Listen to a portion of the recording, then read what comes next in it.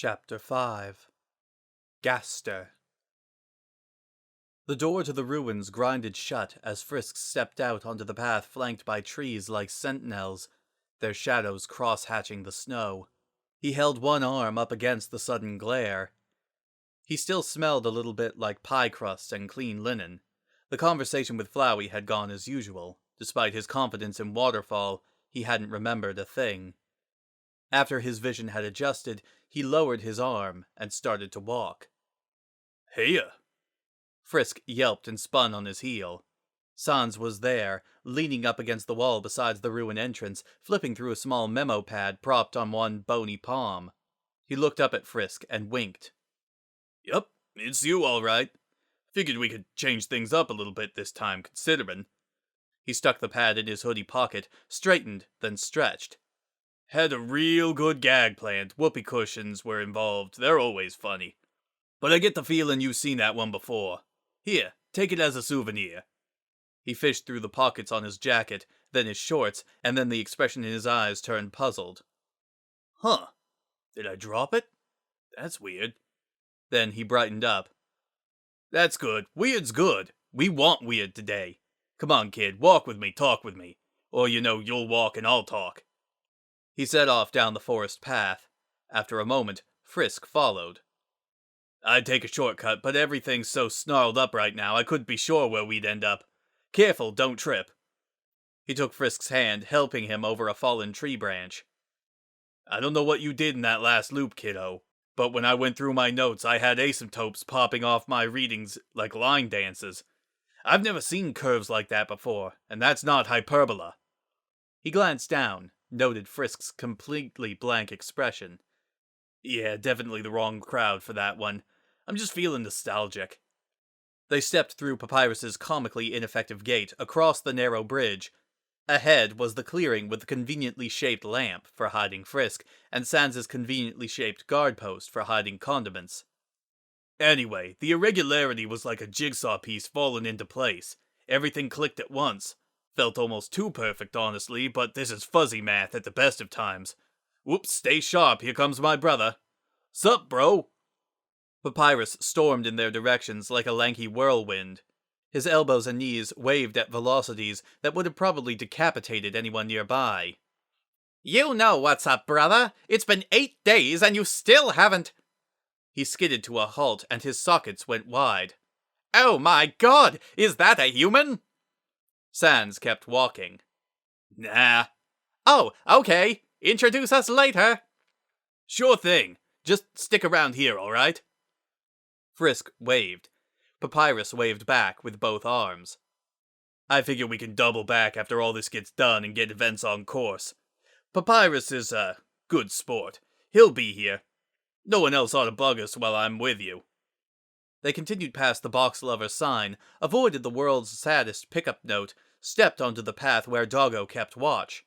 On cue, Doggo's snout emerged from his guard post sill, like a slightly damp sunrise, followed by the gleam of his knives. "Did someone move? Was it my... Oh, hey Sans, who's your friend?" Just a friend. You got cards with everyone today?" "Same as every day, yeah." "Tell Greater Dog that I'll toss a few bones his way if he goes easy on ya." "Aha, that's a funny joke," Doggo said darkly. Frisk waved. Doggo waved at where he'd been a second ago, then dipped back below the sill. "We've got a lot of ground to cover," Sans said, "so I'll fill you in on the details. Yeah, let's step around the ice." They walked around the slippery patch ahead. "The guy we're gonna see is named Dr. W.D. Gaster. He's... Hey, where are you going? It's this way." Frisk had stepped away from Sans and headed up the northern path. He held up a finger. Just a minute. Sans watched as he disappeared into the thicket. After a little while, he emerged again, cradling a small lump of snowman in his arms. "All good?" Frisk put the snowman away and nodded. "Alright, like I was saying, Dr. Gaster, he was the royal scientist before Alphys got the job. Short version is he's kinda tough to find nowadays, but I'm feeling chatty, so I'll give you the long version too." Papyrus hadn't yet reset his puzzles, so the way forward was clear. Snow crystals sparkled in the dark skies. The wind blew in irregular patterns. It sometimes felt as though the currents carried the breeze in many directions at once. Now, Gaster's brilliance was unmatched in the underground. Guy had a mind like no other, and a list of inventions longer than Lesser Dog's neck on a good day. He built the core from scratch, just to find a way to bust apart the barrier without, harvesting human souls, since Asgore was getting kinda bummed out with the whole plan. He and his team ran a bunch of early tests on the human souls to get a feel for things, and eventually... What, again? Frisk had wandered off to the ice cream salesman, who was sitting gloomily next to his cart. Sans watched Frisk hold up 2 fingers, saw the salesman perk up, then chuckled to himself, and started down the path.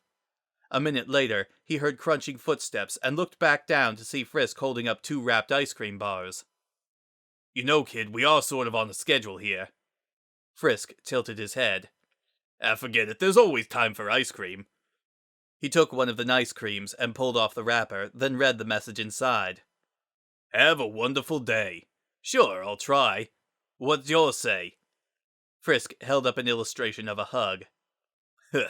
Awesome. They ate in silence, walking down the plateau. As Frisk licked his stick clean, he idly kicked a snowball down the snowy field. It ricocheted at odd angles, bounced a few times, appeared to somehow roll backwards, and, after a few more kicks, fell into a hole at the end of the path. A red flag popped up as the 2 of them continued on. Sans tossed away the stick and resumed talking. So, Gaster ran a few early experiments on the nature of soul energy.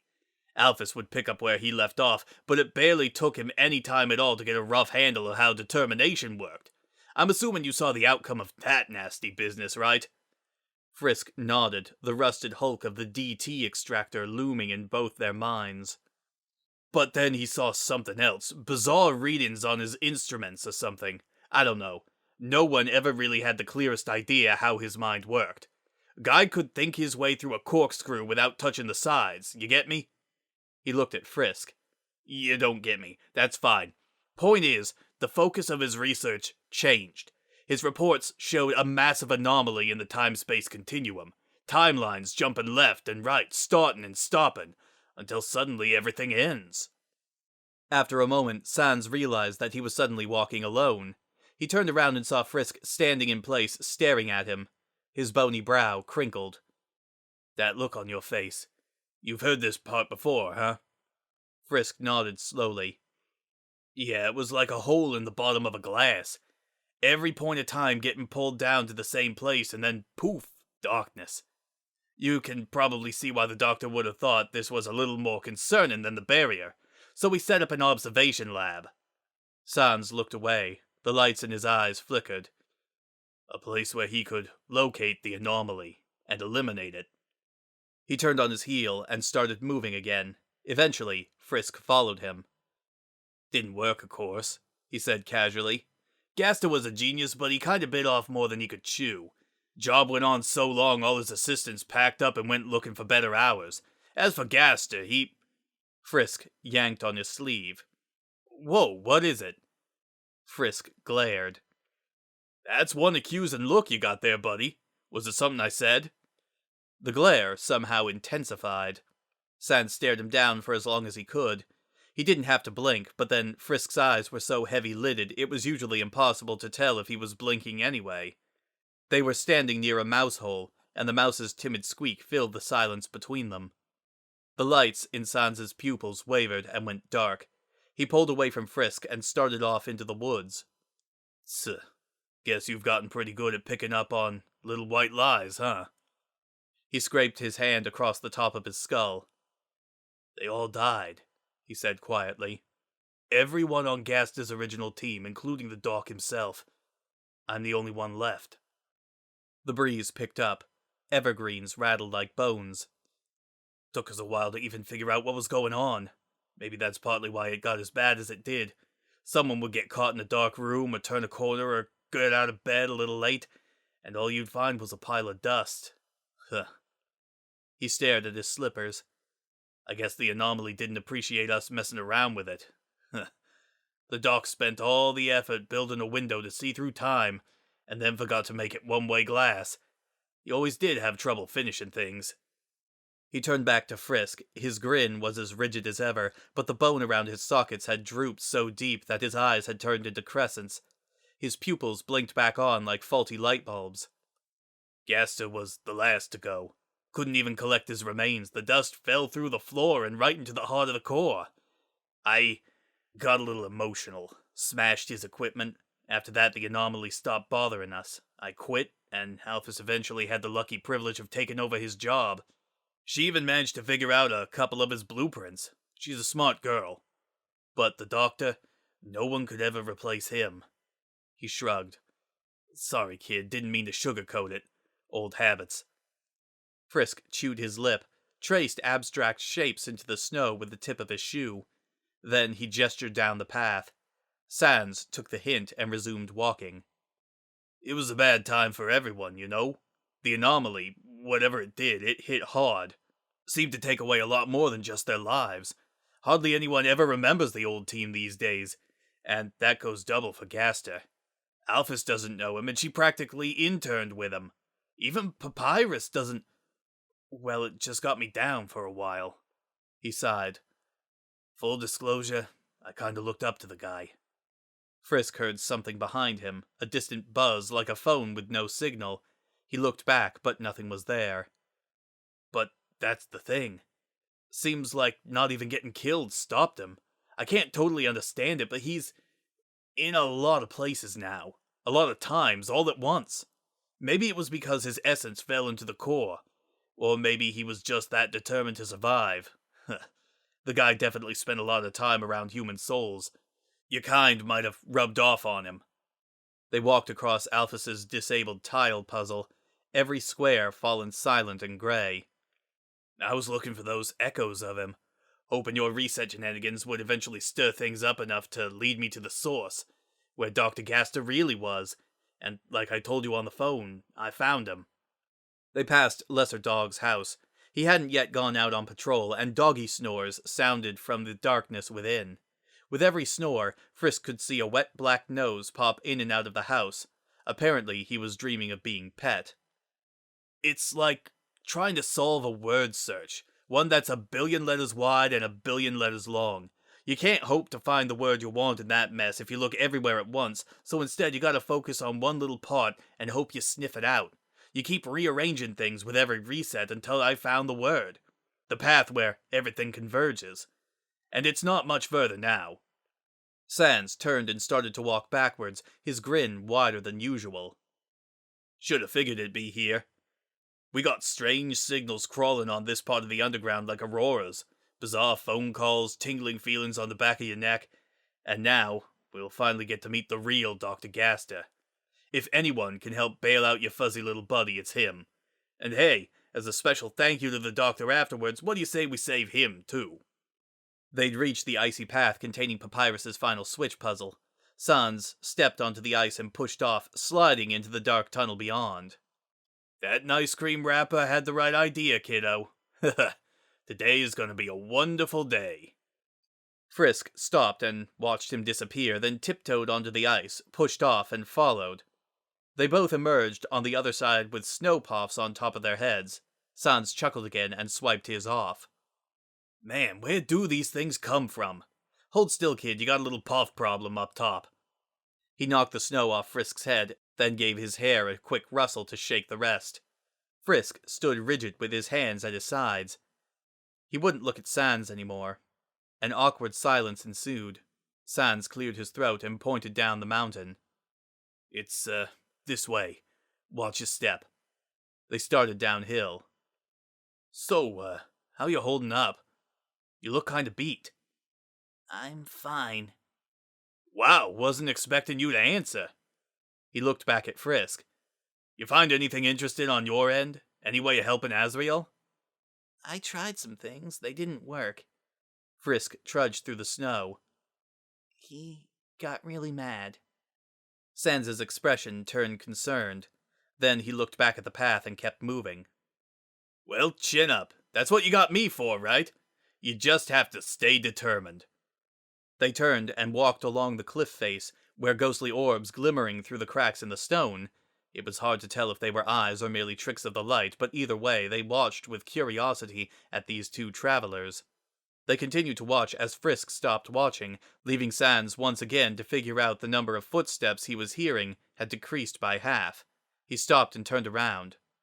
"What's wrong now? You tired? It's only a couple more minutes." Frisk shivered in place with his arms wrapped around him, a single splotch of color in the white expanse. His tangled mess of hair barely responded to the wind. When he spoke, Sans had to lean in to catch the words. "Can I ask you something?" Something in his voice compelled Sans to lay off the jokes. "Yeah, of course."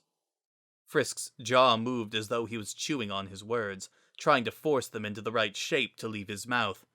Finally, he looked up. The black lines of his eyelashes were rimmed with frost. "Sans, am I a bad person?" Sans's smile flickered. For a moment, he appeared to be anticipating a punchline, but Frisk remained quiet after that, his gaze unwavering. Sans nervously fidgeted in the snow. Okay. That's a question you just asked, all right. I mean, we technically just met and all, but I got a reasonably solid mountain of evidence that says you're pretty darn nice. Plus the fact that you bought me ice cream like 15 minutes ago, so that's neat." He scratched the back of his skull. "Kid, why would you even think that?" Frisk shrugged helplessly. "Because I'm hurting people." His voice started to shake. "I mean, I try to help everyone, but then I just take it all back every time. And Asriel doesn't want me around anymore, but I keep trying anyway." Now it was cracking like ice. And because of me, all your friends did... What? No, no, no, no, no, no. Sans practically warped in front of Frisk, beads of perspiration improbably popping out of his brow. "I didn't mean it like that, kid. That wasn't your fault." "But you said..." "I know what I said. I said it in a stupid way. Joke's on me. Frisk, seriously, look at me." Sans palmed the top of Frisk's head like a basketball and turned it upwards. "Look at this handsome face. I saw what took out Gaster and the others. Or at least I think I did. And it wasn't you, okay? You're scrambling time like an egg, yeah, fair enough, point made. But that thing was not you." Frisk nodded, hiccuped, rubbing his eyes with his sleeve. Sans removed his hand and stuck it in his pocket. "You want to quit?" he asked. "I can take you right back to Papyrus. We'll get everything on track." Frisk gulped in air, steadied his voice. "I don't think I can stop. Not now." "Don't ever tell yourself that. That kind of thinking's what really gets people hurt. You always have that choice, no matter what." Frisk stayed silent, then rested his head against Sans's bony chest. Sans sighed, patting him on the back. "I don't totally agree with what you're doing here, it's true, but I'm sticking with you just the same. You think I'd have agreed to this if I didn't believe you were in it for the right reasons?" For a while, Frisk didn't reply. Then, "I want to keep going," Frisk said. His voice was slightly muffled by Sans's hoodie. Sans gave his shoulder a reassuring squeeze. "Then let's move. Get you out of this wind before you get sick." Frisk pushed away and pointed ahead. Onward. Sans turned, walked for a bit, then stopped and turned again. "And Frisk, let me ask you something too. Do you think I'm a bad person?" Frisk shook his head so fiercely his hair whipped around his face. "Huh, you see?" His pupils dimmed. "Guess that means we'll just have to take each other's word for it." Down and around the cliff, they entered a long tunnel that opened up into a cave, where the only sound was a low, resonant hum like a finger running over a water glass. Veins of exotic ore shimmered in the walls, staining everything a crystalline blue. In the cave's upper reaches, Glide swam through the air in lazy circles, occasionally breaking the peaceful sound with his distant, mournful cry, "Haters gonna hate." And at the back was a door, easily 10 feet wide and twice as tall, blue-gray like the sea, its edges marked with undecipherable symbols. Sans stopped just outside the tunnel's mouth, eyed that door, and then took out his notebook. "You been here before, kid?" He glanced aside to catch Frisk's nod. "Yeah, figured. Ever get this door open? Frisk shook his head. Figured that too. The thing's an enigma. There's an old legend that says it'll open to someone who shows extraordinary gratitude, but I don't exactly have time to bake it a birthday cake, so we're gonna try something a little less subtle today. He flipped open the notebook. I don't know where it goes normally, but for the next, about 16 minutes or so, it'll lead somewhere else. It won't be in the underground. It won't be anywhere at all, empirically speaking. And that's where we'll find Gaster. Frisk peeked around Sans and saw the first several pages of the notebook were covered with tally marks. The pages were crinkled, torn, spotted with dried ketchup.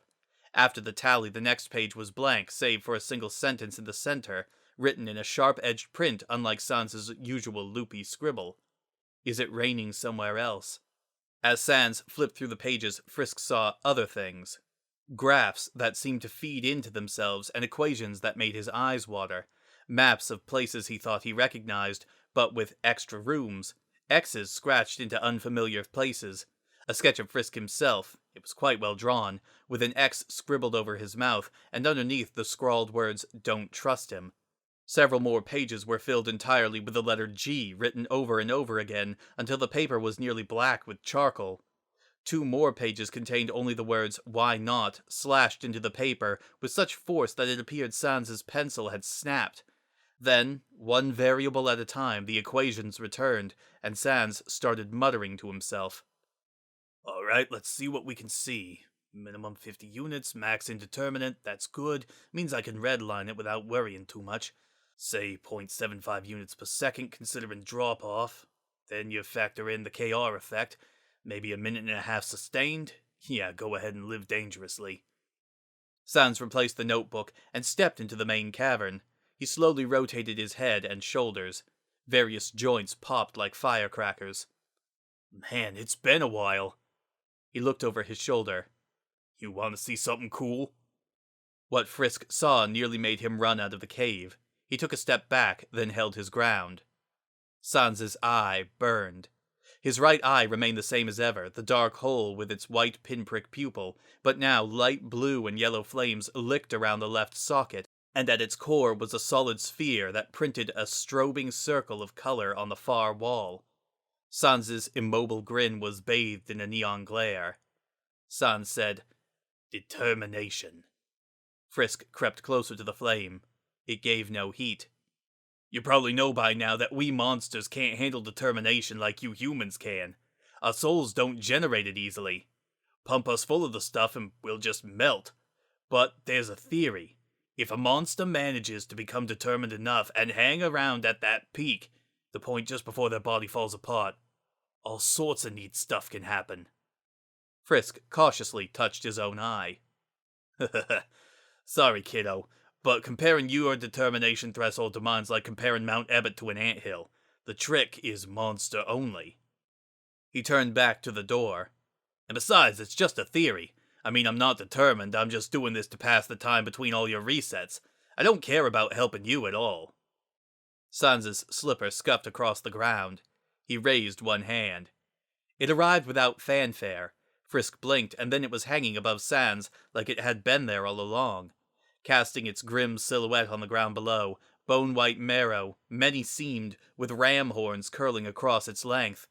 It resembled the DT extractor, the same ghastly goat skull.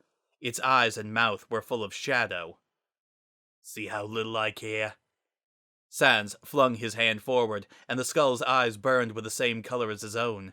Its jaw split along its seams, 1, 2, 3, and erupted with a raging white beam of light that cracked like a dynamo and struck the door dead center. Frisk cringed and held both arms over his eyes, but the light was so bright it passed right through his flesh. He could almost see his bones and sinew like looking at an X-ray. And as the beam burned into the door, that cool blue color seemed to leach away from it, leaving the stone cold and gray. The color drained from the walls as well, leaving only symbols etched in blue. Astrological signs, open palms, squares, diamonds, noughts, and crosses. Glide retreated so far up the cave that he nearly concussed himself in the ceiling. The commotion went on for almost 2 minutes, and when the beam finally died and the skull winked out of reality once again, the whole cave had gone monochrome, save for the medley of symbols in the stones. Light spilled out from under the door, and with a great grinding of stone, it swung open. On the other end was a solid wall of white. There, all done. He turned around, stared at Frisk, then reached out and gently closed his hanging jaw. Guess you enjoyed the show, huh? It was rad, Glide called. Thanks, dude. He held out his hand to Frisk. So, ready? Frisk waited a moment for his ears to stop ringing and the aggravating bluish glare to bleed out of his vision, and then nodded and took Sans' hand. Fair warning, kid. We're breaking some serious science here. All bets are off when we step through that door. Stick close to me. They approached that blinding light together. Then, shadows grew and leapt until they were imprinted on the entire back wall of the cave. Silhouettes hand in hand. Then, Sans stopped walking. One more thing. While we're baring our hearts to each other, he faced forward. Dr. Gaster is my big brother. Frisk said nothing. Just, look, you don't owe me anything. But if you can, try to make this the last one, alright? I don't know what's going to happen in there, but I don't want to forget it. He felt pressure on his hand. Frisk had folded his own palm over it and squeezed it tight. He nodded up at Sans. Appreciate it, Frisk. They stepped over the threshold. The light consumed them, and several minutes later the door rasped shut. Color bled back into the cave, and the symbols along the walls faded again into anonymity. It was a white and soundless place. Sans hadn't been exaggerating when he said that the door led nowhere at all. The two of them walked through a blank. No light, no temperature, no sound that Frisk could hear save the rush of blood in his own ears. Their feet trod on something like solid ground, but no footsteps echoed in their wake, no horizon line to break earth and sky. At several points, Frisk had to shut his eyes before his head started to swim. He felt untethered, like soon even gravity would fail and send him floating up into infinity, and he held onto Sans' bony hand all the tighter. Sans' unbroken pace and the rustling blue of his hoodie was the only landmark in their expanse. Neither of them spoke. Possibly they didn't want to know what their voices would sound like in this airless space. Frisk leaned over until his cheek brushed Sans' sleeve. He anchored himself with the sensation. They didn't know how long they walked. There was no time here. They didn't move in any particular direction. There was no direction either. But, little by little, other sounds brushed the very edge of their hearing.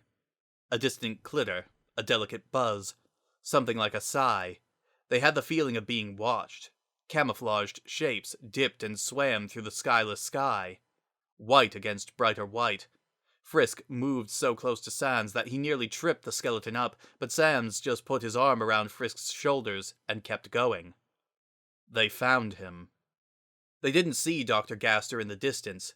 There was no distance. Instead, as they walked, a shape slowly faded in from the blankness, as if gradually shedding layers of gauze, never becoming closer but clearer all the same.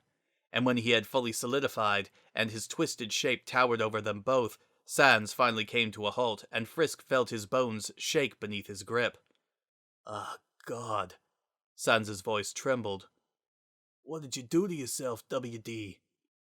Dr. Gaster slumped cross-legged on the floor, arms splayed out at his sides, head askew like an unsettling marionette. He wore some dark and shapeless garment draped across his body like a shroud. The uneven pattern on the blackness and the glimpses of white fabric grinning through suggested it was a lab coat, scorched black. His head was seamless, smooth, deformed in numerous places. One eye socket pinned wide open, staring at nothing. The other a thin, downturned crescent. His mouth another black crescent to mirror the eye. The skull split in two places, one seam running across the entire scalp in a long, unbroken line, as though someone had tried to pry his head apart. He didn't look like a skeleton. He looked like a wax figurine that had passed through a blast furnace. And then there were the hands. Sprouting from Dr. Gaster's back were countless arm bones that spread across the void. They branched, they split, they rejoined again, like he had become the taproot of a macabre tree. Ranges of radii, forests of phalanges. They wavered like pale seagrass, and in their upper reaches, countless hands twitched and flexed. Some with fingers more delicate than toothpicks, others so massive that they could have borne up both Sans and Frisk in their palms. Hands studded with staring eyes. Hands with palms split by toothy mouths. Hands riveted with cameras, protractors, nameless machinery. Several arms instead terminated in monsters that dangled lifeless and grey like sad puppets, their eyes staring and blank. Frisk thought that several of them resembled people he knew, and several more resembled Dr. Gaster himself. Their joints clacked like the beaks of strange birds as they swayed.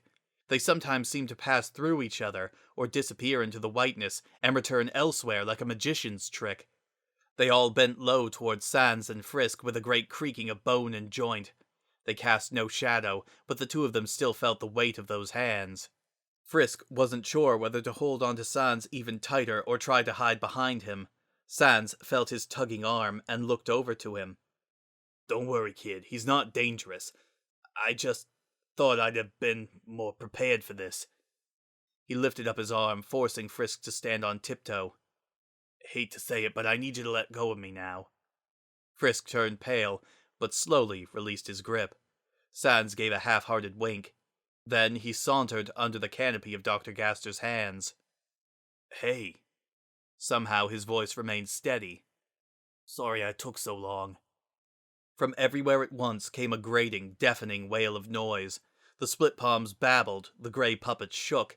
It sounded like sticking your head inside a malfunctioning engine, or a dial tone turned to ear-bleeding volume, or 10,000 washboards being scraped at once. Frisk cringed and clapped his hands over his ears. "Yeah, I'm doing okay. Looks like you're still the same as ever, too. Despite everything." Sans looked over to Frisk.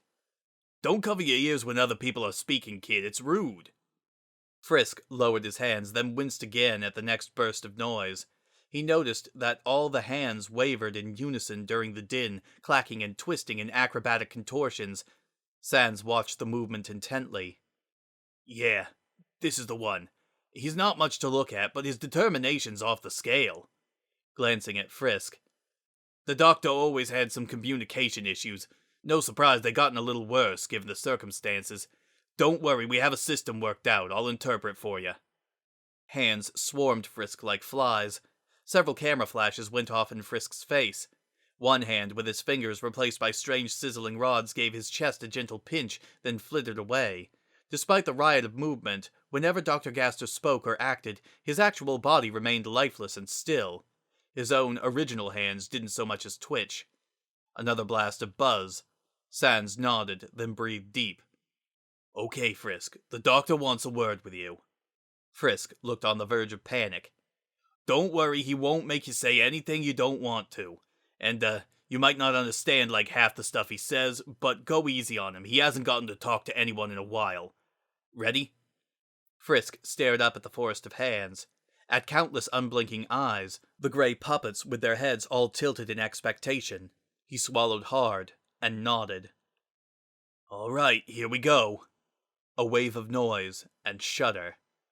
"So, you have arrived." "Okay, starting with the obvious, I can dig it." The hands clutched and flexed. "Let's not lose any time to useless introductions." "Wow, okay, bro, dial back the charm a little, why don't ya? Okay, it's him talking now." "Sans has already told you who I am, and I have watched you for some time. The irregularities you have created are impossible to ignore. Please do not take this as an accusation. I find your patterns admirable." "Hey, you see, you made a good first impression." Fingers snapped like wild animals. The grey puppets babbled at nothing. "You created significant unrest in space and time to locate me. You put my brother through a great deal of unease." "Oh man, it wasn't a problem, really." "And yet, I have observed that throughout it all, and despite temptation, you continue to be yourself. I have always respected perseverance." "Yeah, clearly." "So, I took what limited measures I could to arrange this meeting, regardless of its eventual outcome. Now tell me what you seek." The hands went still. Sans leaned over. "That's your cue, kid." Frisk wasn't sure whether to address the hands or Dr. Gaster himself, but he knew the answer and said it with confidence. "Asriel." The hands chattered. "Asriel." They seemed to laugh amongst themselves. "The doomed prince. Yes, I have observed his trail as well. The deception, the tragedy, the madness, the sacrifice. The end of his life created ripples of disaster that would extend for generations to come. And after many years, Asriel will break free of that bleak existence only to fall back into darkness. I would call it heartbreaking had I the necessary anatomy." "Yikes, WD, working the rough chuckles there." "That is the fate you wish to avert. That is why you continue to corrupt time. That is why you hold the future hostage from those who wish to live it." Frisk's ears had begun to ache from the waves of snarl and rattle crashing through them. Numerous eyes tilted in a way that turned their stare judgmental, but he held his ground. "Here is a difficult lesson for you to learn, human. All too often, happy endings are built on the misfortunes of others.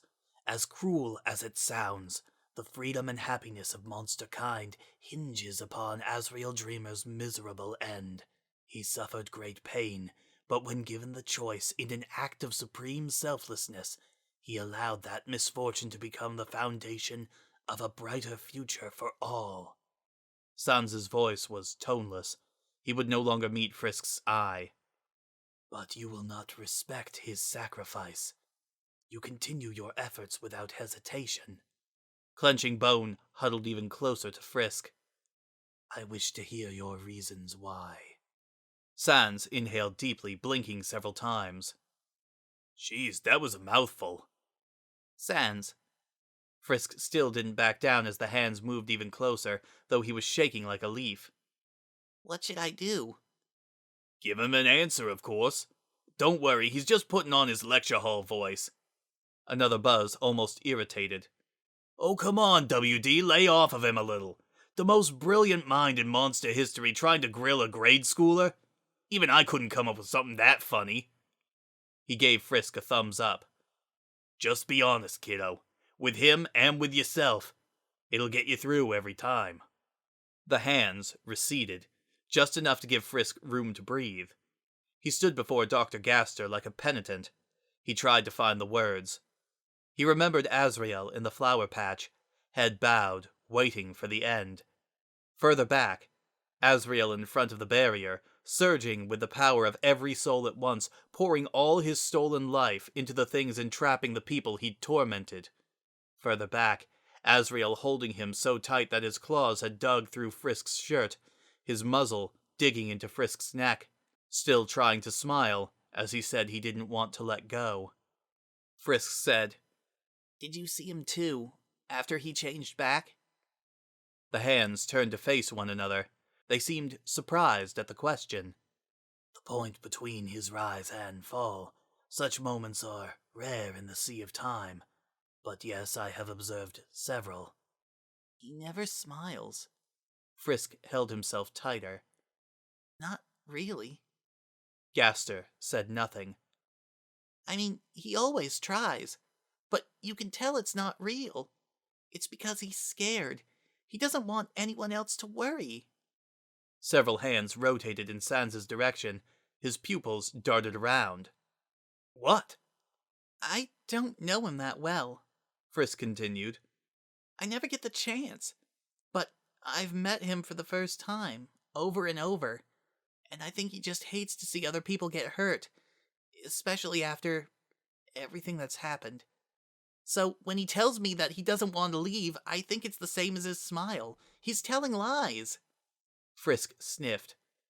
"Because he doesn't think there's any way to help without hurting someone else." He rubbed his eyes and looked up. "Even if he really doesn't want to leave, I want to give him that choice. I think it'd be okay if he told me no as long as he didn't feel like he was lying about it. But first, I need to find a way to help him without hurting anyone. And as long as I can, I'm going to try." He swallowed. His throat burned from overuse.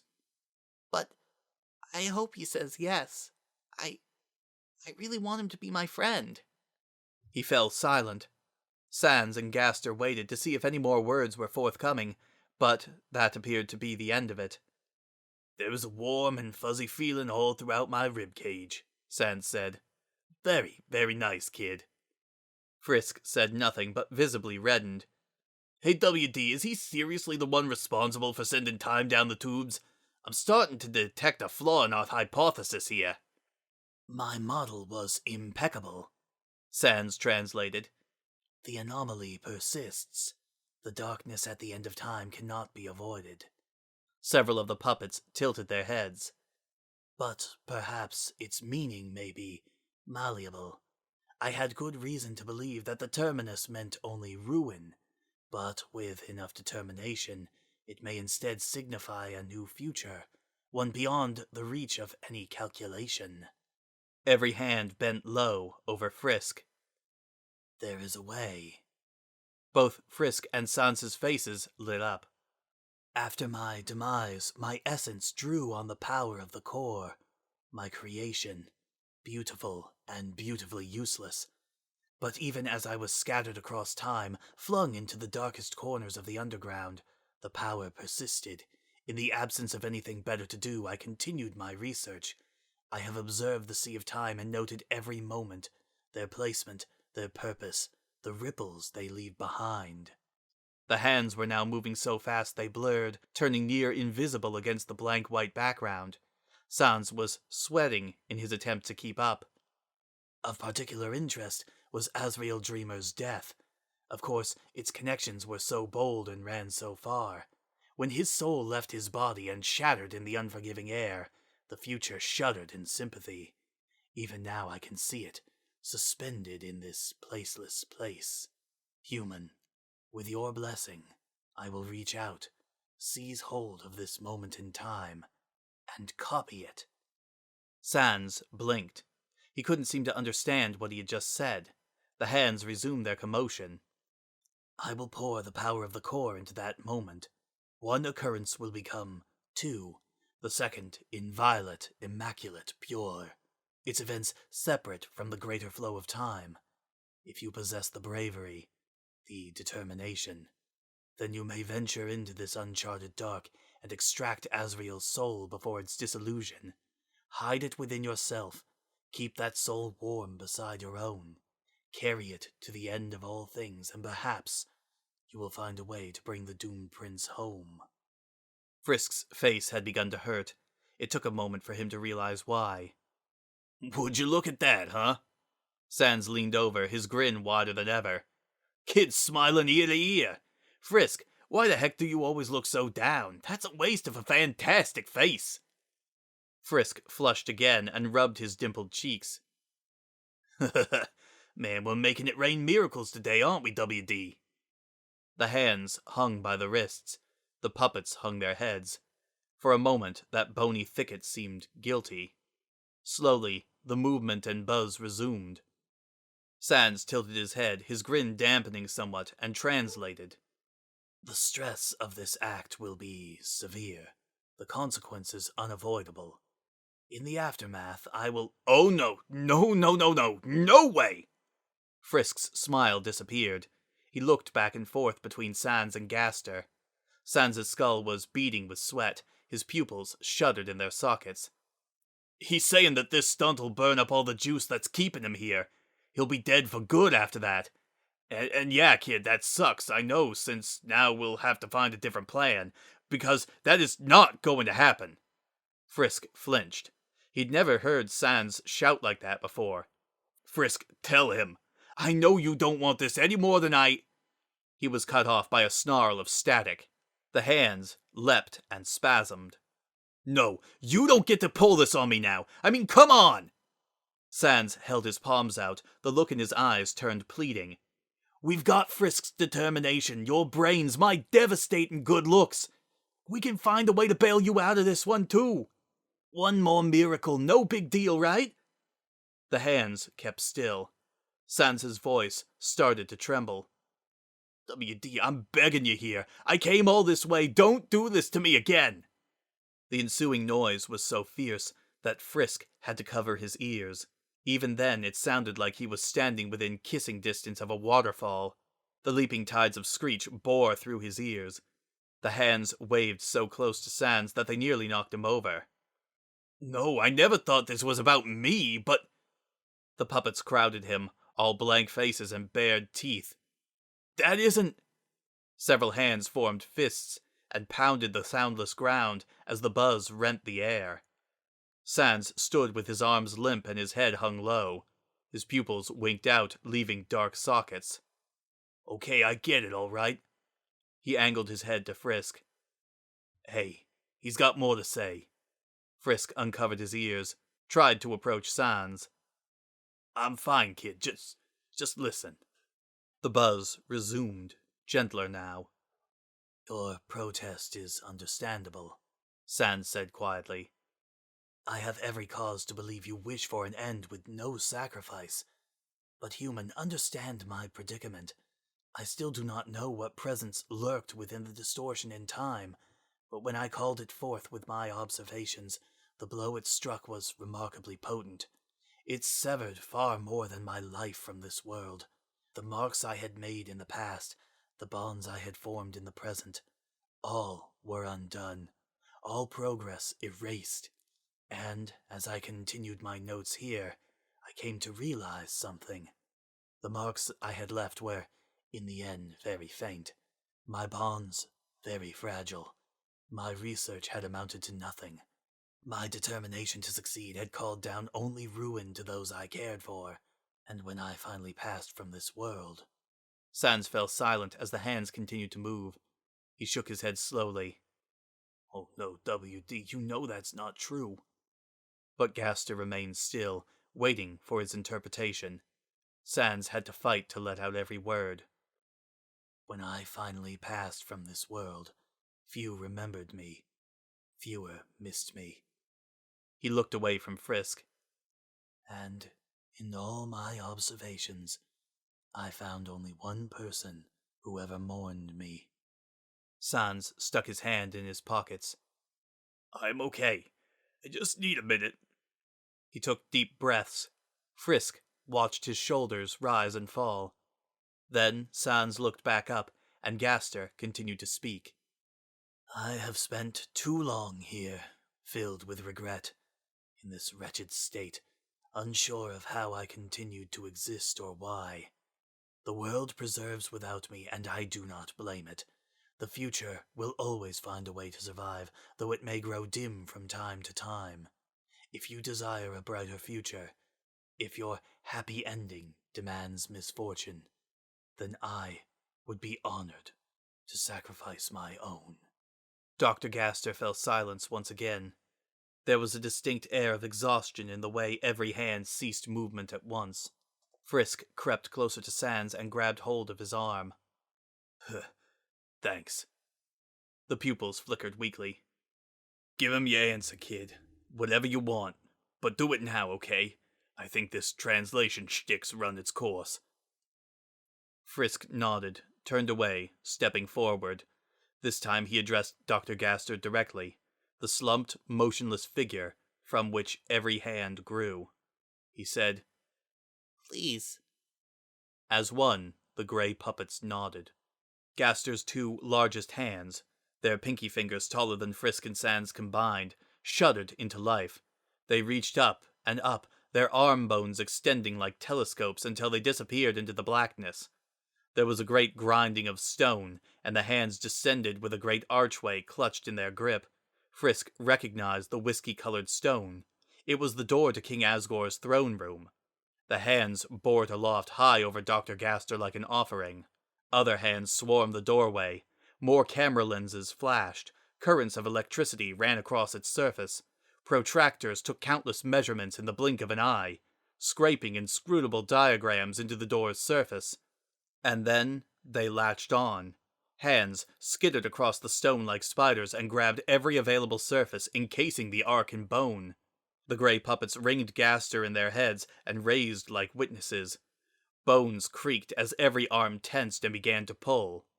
Dr. Gaster's eye burned. It began as a dim point in the wide-open eye, not unlike Sans's own pupils, but as the hands continued their exertion, the light grew and leapt and flared into a deep purple flame that spread even to the cracks in Gaster's skull, so that his head seemed veined in amethyst. Gaster's body finally twitched to life, his head lifting up, his mouth yawning open as the flame leaped like a pilot light. Cracks spiderwebbed through his arms. Cracks appeared in his skull like glazed pottery. And as the door itself finally began to crack, the now familiar static climbed to a cacophony that, at its very core, held a voice, Dr. Gaster's own, roaring into the empty air. Frisk had covered his ears again. Sans stared up at the door, as motionless as Gaster himself had been. The door split down the middle. There was a blinding flash. When it faded, all had fallen silent. Gaster was once again slumped over, and now he was flanked by two doorways, both identical down to the last mark in the stone. Frisk watched as his hands moved once more, but now their movements were jerky, uncertain, like a failing wind-up toy. A multitude of index fingers pointed to the left-hand arc. They heard a voice, without tone or character, jumping unevenly between words and even syllables, as though the sound making up each word had been dragged from a great many places and hastily assembled. Your exit. The great stone door swung open with only silence. Stay determined. The index fingers broke off from the hands, drifted up, grew transparent, and were gone. They were followed by the other bones in each hand and the numerous forearms joint by joint. Dr. Gaster was coming apart. The drifting bones clinked against each other with a sound like wind chimes as they faded from existence. Frisk, Sans said. The same rule applies. You're about to go somewhere no one was ever meant to be. I don't know what you're gonna find there, or what might find you. Frisk looked up at him, his expression worried. I know you'll be all right. Sans rubbed Frisk's shoulder. But I got something to finish up here, you understand? Frisk grabbed Sans' wrist and nodded. He said, Thank you. Yeah, well, same. He looked at Gaster.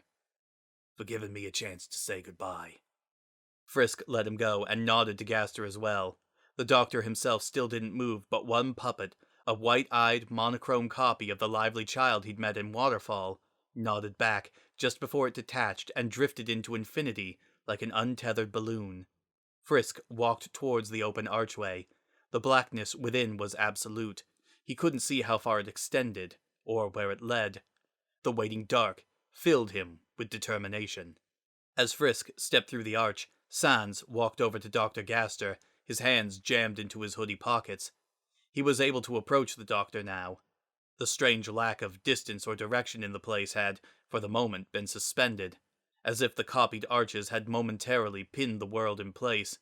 He stood in front of Gaster as his hands continued to separate. Gaster's head rose to face him, his cracked bones crinkling like paper. Sans said, I'm sorry. Gaster remained silent. I tried, you know.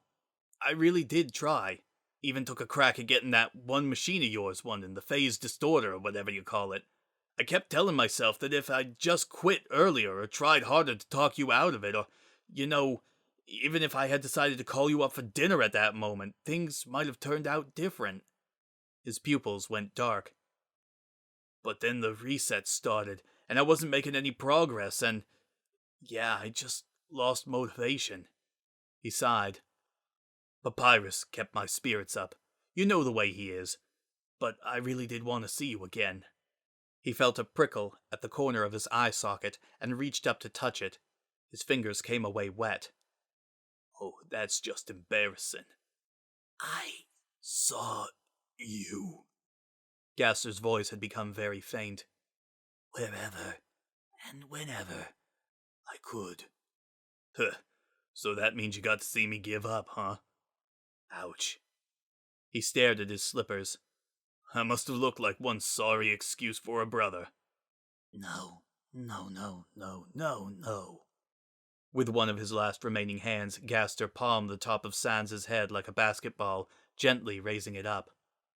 I saw the happiness you sowed, the smiles that grew from your smile. The fingers clutching Sans's head broke away and lifted off. Your family, your friends, you were kind to them, despite everything, and I am proud. Sans chuckled at that. Then his laughter hoarsened and broke. His chest heaved inside his hoodie. He covered his eyes with his sleeve. The fabric rapidly started to darken. Jeez, how sappy can you get? He gulped in air, sobbed it out. You're killing me here, man. There is no shame in grief. Regrets cling to us all. The last of Gaster's extra limbs broke away. But we must preserve Sans. Cry your tears, then laugh, and remember me now and again. Sans snuffled and rubbed his face hard enough to give his skull a good polish. When he lowered his sleeve again, the corners of his sockets were still dribbling, but his perpetual smile looked genuine enough. Giving me homework now, huh? But I think I can manage that. With agonizing effort, Dr. Gaster lifted his own arm. Chips of bone fell away from him like dust. The cracks in his skull had begun to grow wider. He offered his hand. Goodbye, dear brother of mine.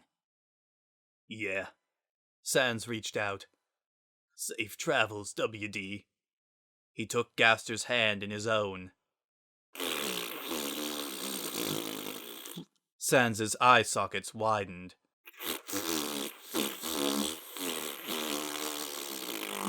Damp air rushed out from between their clasped fingers.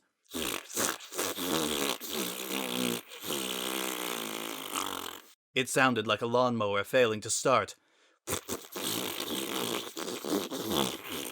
There was no way to stop this madness.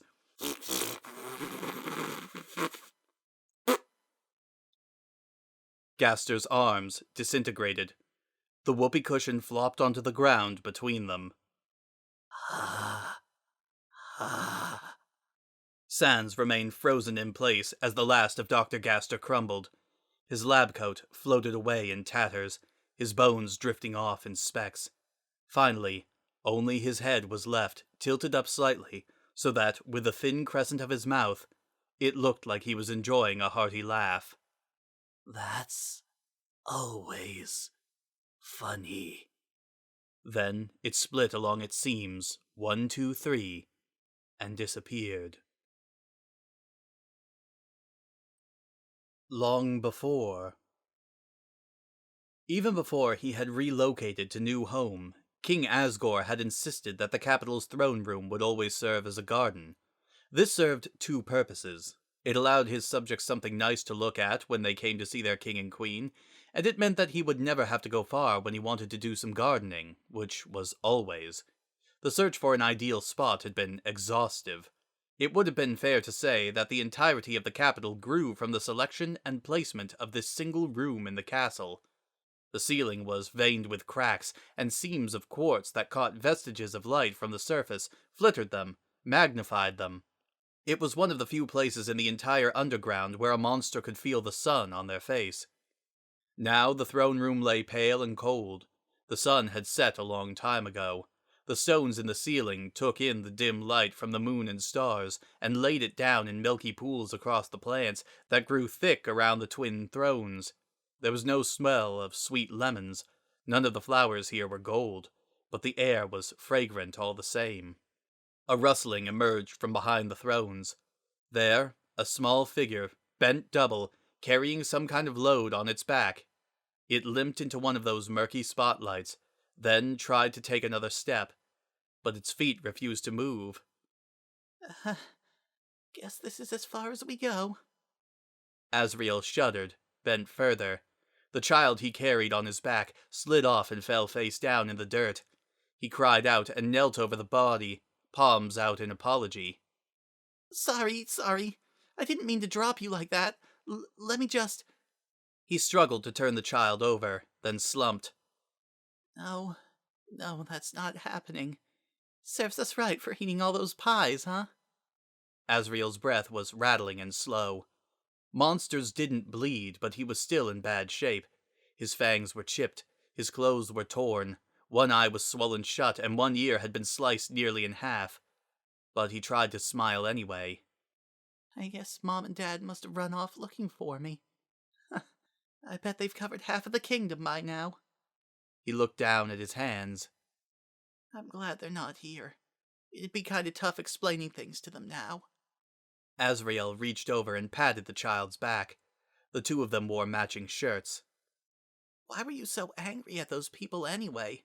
They must have liked you a lot. Otherwise, they wouldn't have been so mad at me, right? His latest breath gave way to a coughing fit. He felt like he was hacking up dust. Even then, they seemed more scared than anything. He massaged his chest. I don't blame them. I was scared too. Asriel's smile faded. It's okay if you don't want to talk. He bowed his head. I really messed up, didn't I?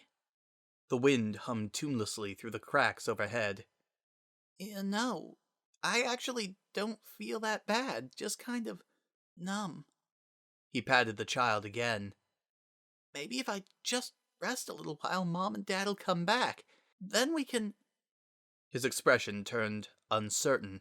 He leaned in close to the child. On that green and yellow shirt where Asriel's hand had lain, he saw smudges of grey dust. Asriel looked at his hand. Dust ran off in rivulets. Then, all at once, the hand disintegrated. Asriel began to hyperventilate, his face racked with horror. He grabbed his arm in an attempt to hold it together and felt it dissolve under his grip. Sobs shook his tiny frame, shaking more dust off his skin. What did I do wrong? He cried. I just wanted to be a good friend. Why is this happening to me? His other hand went. His knee collapsed. Asriel found himself off balance, his body sifting into the soil beneath. I'm scared. I don't want to die. Mom, Dad, anyone, please! Asriel turned his crumbling, tear-streaked face skyward. Help me. But nobody came. Frisk's hand reached out of the darkness. He rushed to embrace Asriel and seized only dust. The last of his body collapsed into Frisk's arms. He frantically beat the dust out of his clothes, his breath hitching in his throat. Then he saw it, a shining ivory light where Asriel's heart had been, quivering in the exposed air, ready to shatter any second. Frisk cupped it in his palm. He held it to his chest. He felt heat pass into him, like lighting a candle in his breastbone. For a moment, he felt the soul shaking beside his heart. Then, little by little, it calmed down, and the sensation faded, but the warmth remained. Frisk gently rubbed his chest. He felt tears prickle at the corner of his eyes. Then he looked up and saw the second light. This one was deep red, pulsing, almost sickly, in a way that was difficult to describe. He reached out to touch it, and the air was rent by a harsh crackle, like he'd stuck his finger in a light socket. He cried out and pulled away, his palms scorched. This soul, too, shook, but not nearly as fiercely as Asriel's had. It was taking its time to shatter without its body. A shadow passed over the room. It only took a few seconds, as if, on the surface overhead, a cloud had blown under the moon. But as the darkness crept across him, Frisk felt oddly cold, like someone had filled his bones with ice water. He couldn't stop shaking until the light returned. The wind picked up and blew across the throne room's broken ceiling. For a moment, it sounded like laughter. When the shadow had passed, the soul had disappeared. Frisk backed away. He still had one hand clutched to his chest. He felt his heartbeat quicken. He had emerged from the dark space between the two thrones. There had been no pathway or entrance from Dr. Gaster's door to here, just movement, a brief feeling of being nowhere at all. And then he'd found himself here just in time to hear Asriel's cry for help. But when he turned back to the space, something was wrong. Outside of this circle of moonlight, the waiting dark no longer filled him with determination. It felt predatory, like it was waiting for him to walk in and snap off his limbs. And in fact, as Frisk stood on the periphery of that shadow, he would have sworn it extended a tongue of blackness out to lick at the toe of his shoe. He pulled away. His heartbeat jumped. Something rustled behind him. Frisk turned around and saw nothing there. Only the wavering garden and the dim moonlight. Only the dust where Asriel had been. Only the crushed plants where the child's body had been. He wasn't there, and then he was. Standing in the darkness opposite Frisk, his jolly green and yellow shirt almost glowing in the night. His tousled brown hair hung over his face, obscuring his eyes, but his smile was wide and cheery, and there were 2 bright points of color on his cheeks. He looked livelier than anything else in this room. Both hands were folded behind his back, like someone with a secret. Greetings, he said. I'm so pleased to finally meet you. He held out one hand, the skin smooth and pale as ceramic. The other remained behind his back. Metal gleamed in the dying light. You have something that belongs to me. To be continued.